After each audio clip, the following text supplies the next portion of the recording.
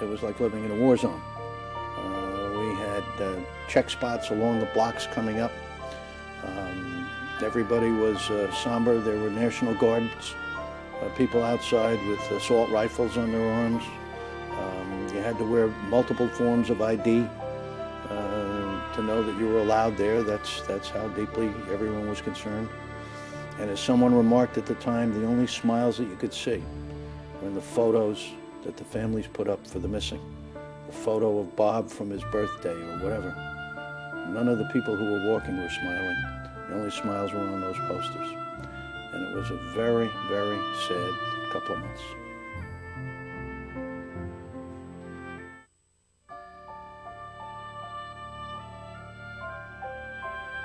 I think all of America actually measures time in before 9/11 and after 9/11. And there are all sorts of tragedies each of us have in our lives, and that's how we measure time. But this is the only situation I can think of where the nation really thinks of time as before 9/11 and after 9/11. And there's a very clear demarcation line. A lot of times it's hard to remember what it was like before.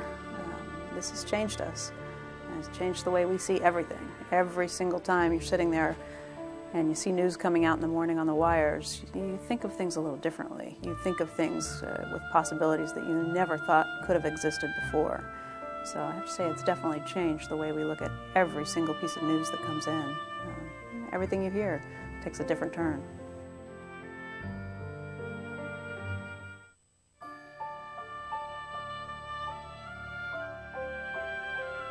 Mark Haynes had been on the air for the beginning of the attacks, and he went beyond the time frame of Squawk Box. He went about an hour and a half, and the boss called me into his office and asked if I'd get ready early and go relieve Mark at some point. So I did, and as fate would have it, just as I was sitting down on the set next to Mark, the second tower came down. And I remember this moment well.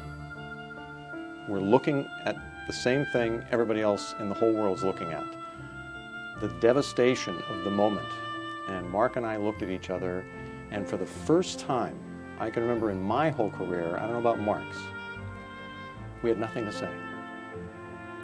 I mean, really, what was there to say?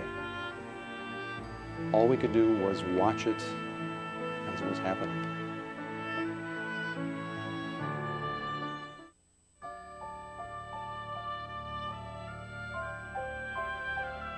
I had never been in a situation of utter mass panic where no one was stopping to talk or think or reason with anybody. That happened to me when the second plane hit the building. What I remember distinctly is the sound of 10,000 people just gasping like that. When you do with 10,000 people, it's an unmistakable sound. And then the screaming and yelling as people turned and ran. As they ran over people. They ran into people and over them, and nobody stopped for any niceties or anything like that. It was panic on a level that you would rarely see, and I hope I don't see it again.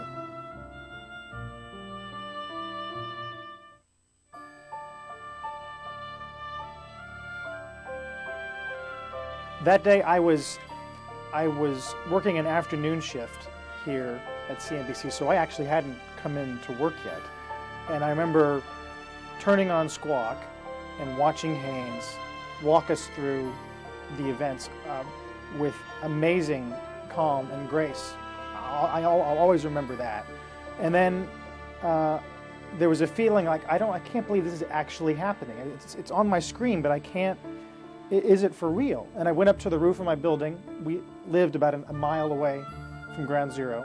And I'll never forget watching the towers come down. And neighbors of mine who had lived in the building for 20 years and probably never spoken to each other, started to cry and embrace. And I think that's the moment when we all knew here in New York that everyone, even strangers, were part of something a lot bigger than any of us.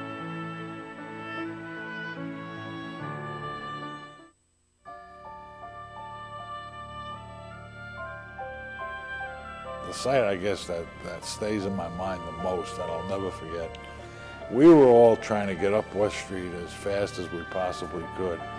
and this army of rescue workers, policemen, firemen, emergency workers, you name them, were all trying to get down West Street into what could only be described as a maelstrom of hell. It was an indescribable situation. And I just couldn't get it out. I've never been able to get it out of my mind what it is that possesses people to have the courage to do what those people did. All these people fleeing, getting out as fast as we can, and then these other people just going into it, knowing full well what was down there and what had happened.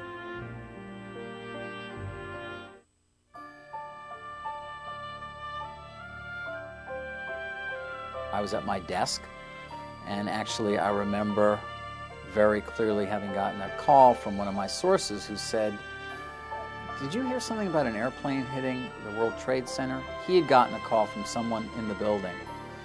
And I said, "No."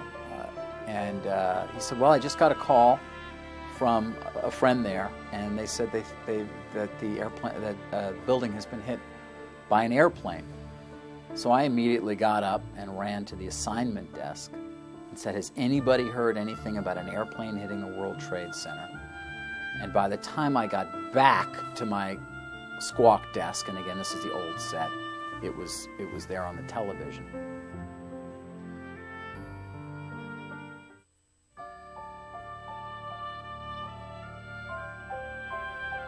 I have been anchoring throughout the morning, both starting before the events unfolded and as they had unfolded. Around 10 or 11 that morning, they started to wheel through guests for me to interview. Terrorist experts, people who have. And the most shocking experience for me was when a colleague of mine, who was a very clean-cut, sort of corporate-looking man, sat down on the set next to me, covered in dust and blood. And again, that, to me, made it that much more real. And I'll never forget that. I'll never forget seeing my colleague in such disarray, having been at Ground Zero.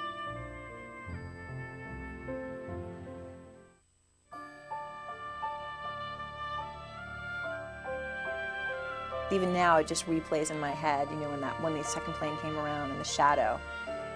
And it was so fast, obviously, at the time, but it keeps replaying sort of in slow motion. Just kind of watching it curve around. I mean, the day was, the sky was a cerulean blue. The sun was shining perfectly. I mean, it couldn't have been a more perfect day. And the plane looked so sinister because you couldn't see. You had no idea what the plane was. It was completely indeterminate because of the way the sun was shining.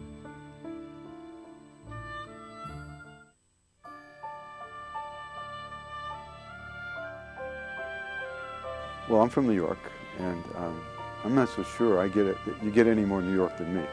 I think in our company, I grew up in New York City. I went to public school in New York City. I went to college in New York City. I worked in Manhattan, in the Bronx. I've worked all over the place. I mean, I still look out the window and I don't see the towers there. It's a strange sight to me. I remember when they were being built.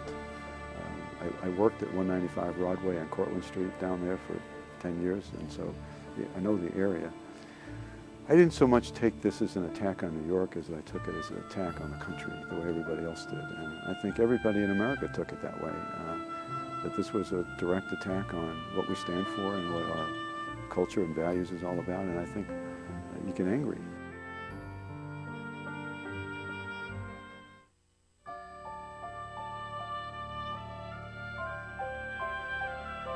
I drive down the turnpike to get home, and for months, when I looked at Lower Manhattan, I would just automatically see planes hitting the trades every day. I'd look over, and that would be the visualization when I was driving by Newark Airport, seeing planes take off. I immediately, I guess all of us have similar memories, things like that. We went from an age of innocence and an age where we thought these types of things happen in other places. We had the notion that since we were separated by such vast bodies of water that it could never happen here. And that innocence and that feeling of security in that one moment, that at least after the second plane hit the towers, it's gone, and it's gone to this day.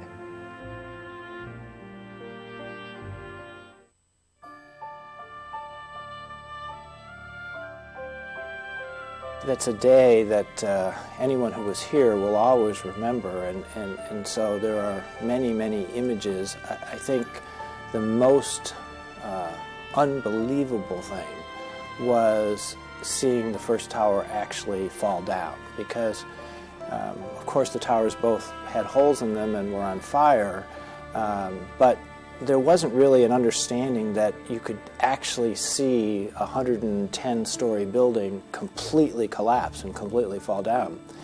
And when that happened, you knew that everyone who had been in the building had been killed. And so the shock of that and the image of the actual building collapsing and the knowledge of what that meant is still very, very real, even so many years afterwards.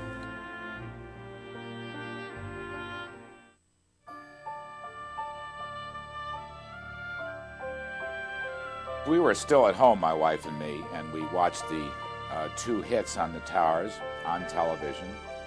And then we stayed at home. I was on the phone. We were watching. It was an incredibly horrible storyline and experience. And eventually we just got out of the apartment and went downstairs to go to church. We were walking along Madison Avenue. We were only a couple blocks from the church. And this very nice woman, elderly woman actually, comes up to me and throws her arms around me and says, "Oh, Larry, are we going to be okay?" And my response was really just off the top of my head. I said, "Yes, this is America. We're going to tough this out and we'll be fine."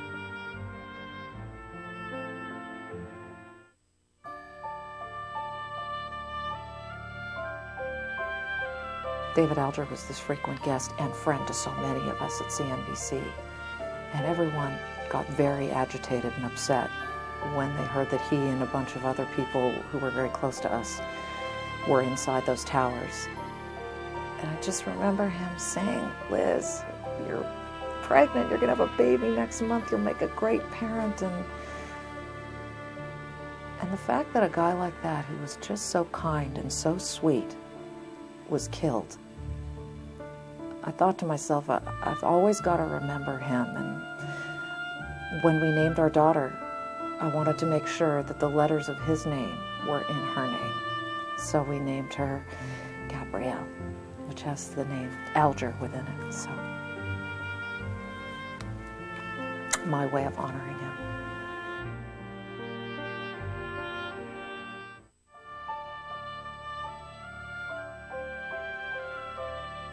We were all watching as that second plane came and hit the second building. And, you know, I was calling into work and I was on the phone on air telling our viewers what I was seeing from the street corner. There is debris coming from the building, and I'm not sure what it is, but it's clearly about, I don't know, 30 minutes later or so, or maybe 45 minutes later, I was standing there watching both buildings on fire, and right in front of my eyes, the buildings collapsed. And I watched it crumble in front of me. I mean, it was a block away or 2 blocks away. And so at that moment, I ran for my life. Everybody around on the corner, we all just ran because there was this huge, loud noise, and we saw the buildings collapse.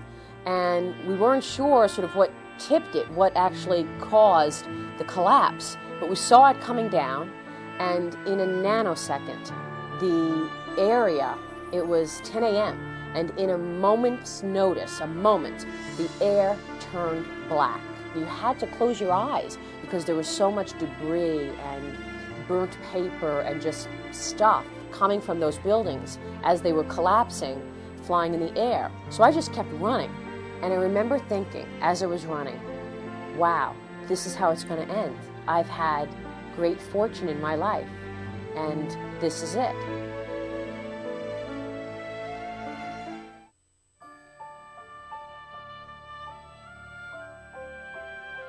I remember looking up, and all of a sudden on the monitor we had the picture of a close-up of the hole in the North Tower. And it was on the air, but no one had told me what was going on. And I remember looking up and seeing that close-up, and it looked like the World Trade Center, but it was a very tight shot. And I said, "Are we looking at the World Trade Center?" And they said, "Yes, a plane has just flown in." I'm lost for words. I've never seen anything like this, and I've been doing this. And that was the beginning of the nightmare. It was a horrible day. Horrible. To this day, still brings tears to my eyes. I was feeling numb, like everybody else. Numb. I don't think the thought of people I know being in danger really came into my brain at that time. I was just numb. I was just reacting to what I was seeing and trying to stay calm. Very mindful of the fact that, you know, that many of the people in those buildings were watching us, and so I had to be very careful of what I said. You know, I had to be careful that I didn't precipitate a panic, you know, or something like that. But it was largely a very. I was just numb and just trying to stay on an even keel.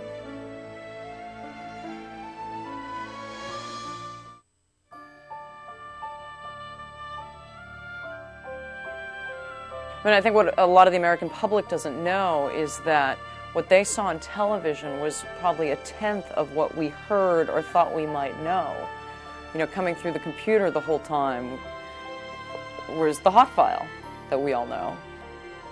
You know, this building's being evacuated here, this is happening there, in this city they're doing this, in this city they're doing that. I was sitting on the set the next night, it was 6 p.m. I was going to anchor the 6 p.m. show. And 2 minutes before the show, the producer gets in my ear and says, "You may have to hand it over to Brokaw because there's a plane on the runway in Dallas surrounded by FBI agents and the crew is climbing out of the cockpit on ropes because they think they're under attack." Now, we never reported that, but that was the kind of thing that was going on behind the scenes all the time.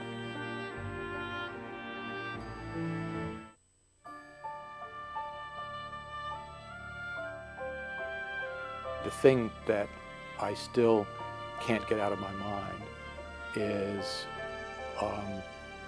looking out the window of our building and seeing shapes falling from the towers and then suddenly realizing that these were human beings. And I will never, ever forget the horror and the pain of that. It reminded me how precious life is and how easily and providentially it can be snuffed out. Thousands of people right across the street from us were killed. Thousands of people on the other side of the street were spared. It's, you know, just one of those mysteries that you have to live with, face up to, and move on from.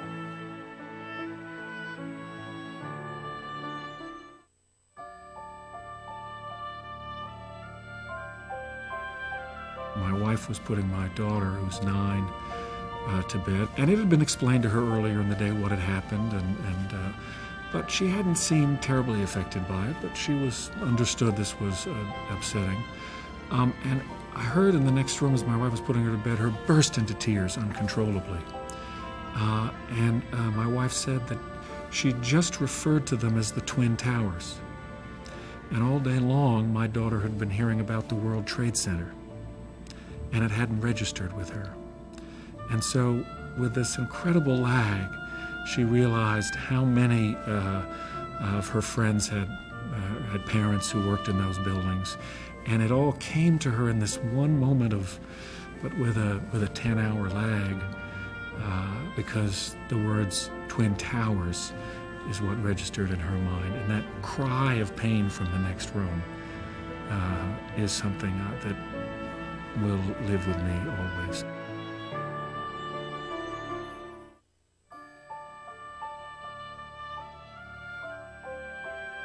The first person, or it seemed as if the first person I saw, was a woman who had worked at the stock exchange for many, many years. And I could just see that something had happened, and she was crying, and I said, "B." And she simply said, "My daughter." And it turned out her daughter had been in the North Tower and had died that day. You thought about your colleagues from the financial services community. You thought about those cops and those firemen, and you hoped, you always had this feeling that somewhere beneath that twisted steel was a safe pocket, and that if not thousands, maybe hundreds, were going to walk out. But as the days and weeks went on, you knew that wasn't to be.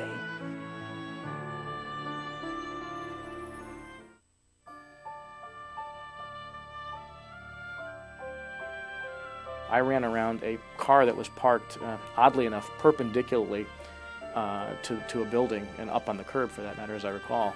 And I just squatted down next to it to get whatever protection I could. And the environment went immediately black, black enough that you couldn't see your hand in front of your face.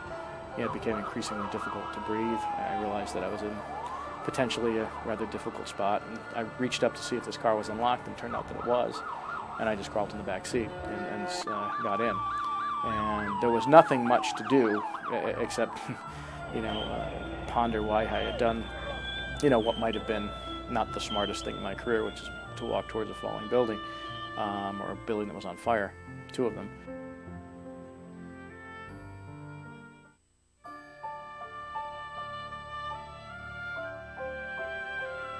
I remember looking at Bill and saying, "Oh my God, what's happening?" It was like I felt like I was in a movie in a way, that it couldn't possibly be happening. And then at the next minute, I thought about the people that I knew that were in those buildings. I lost 8 friends on September 11th that were in those buildings, and it just didn't seem real. I felt like I was moving in slow motion in a way through a day that just got more and more horrific.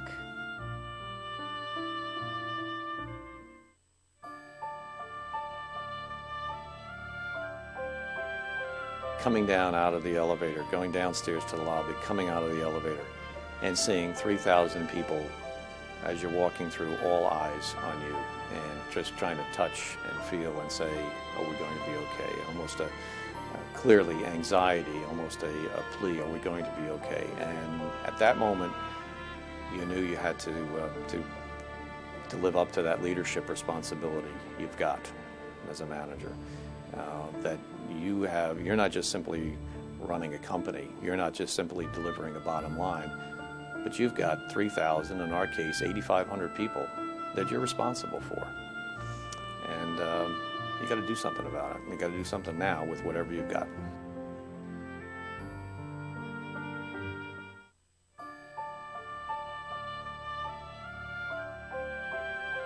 I would guess that the terrorists certainly had in mind that they wanted to disrupt the economy amongst a lot of other things.